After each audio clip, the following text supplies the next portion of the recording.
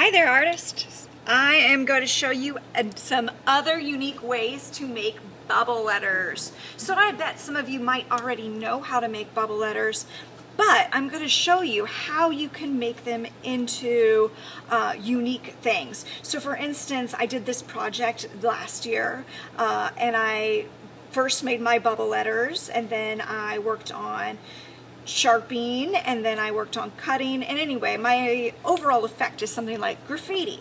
So if you would like to make something like this, then hold on. And even if not, I'm going to show you some cool ways to make bubble letters.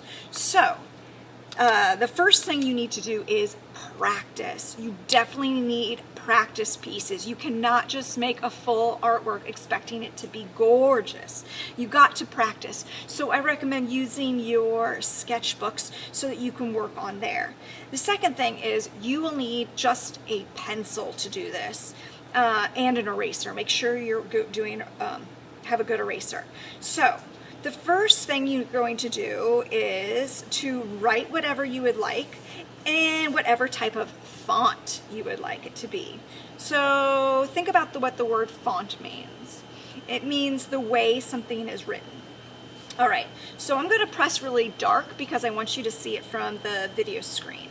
Of course, that means I'm not going to be able to erase very well. You should draw light until you've got it right. All right, so I'm going to go ahead and write, you could write your name, you could write, peace or something that means something to you, a word that is important to you. I'm going to go ahead and write art because we all know that's important. Well, especially in the art room. And I could write it any way I want. It doesn't just have to be regular.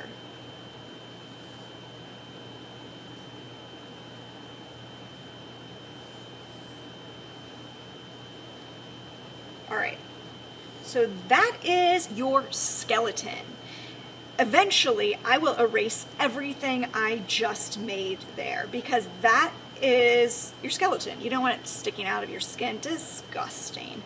All right, so right now, because my letters are so skinny, I need to go ahead and fatten them up by putting the body on. So what that means is I'm going to go around all of my letters, never touching my skeleton. So the first one, I'm actually going to switch and not use my pencil. I'm going to use a crayon just so that you can see that I'm not touching this. And then I'll move back to pencil bits. Anyway, I'm going to go right along all the pencil lines, but on both sides. And I'm always trying to stay just a little bit away from it.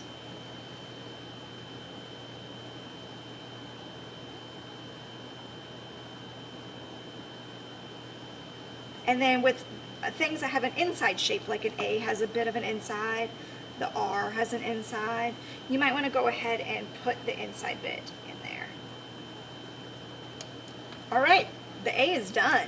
I can go ahead and erase that skeleton.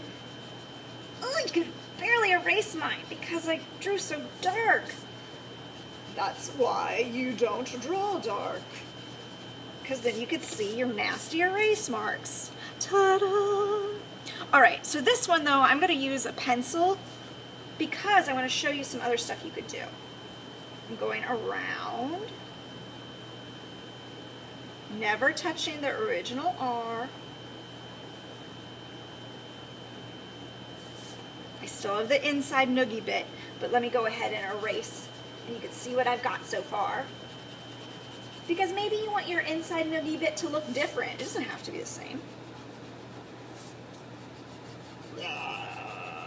All right. Actually, I kind of like it like that. All right, the reason why I wanted to show you one entirely in pencil is because you can change things. For instance, I'm going to change the bottom of this. I'm going to erase this. And I'm going to make it flip up. Something like that. Or maybe I want to erase this and put some fun like waves. So you can make it really Shazammy. All right, I've got one letter left, just the T. So I'm going to go back. I'm just going to go ahead and do it with a crayon so you can see it. So try different shapes of writing. Try different decorations around the edges. Try different methods. And when you're happy and you like it, that's when you're ready to move on to a real artwork on a nicer piece of paper. So have fun exploring, and I can't wait to see what you make.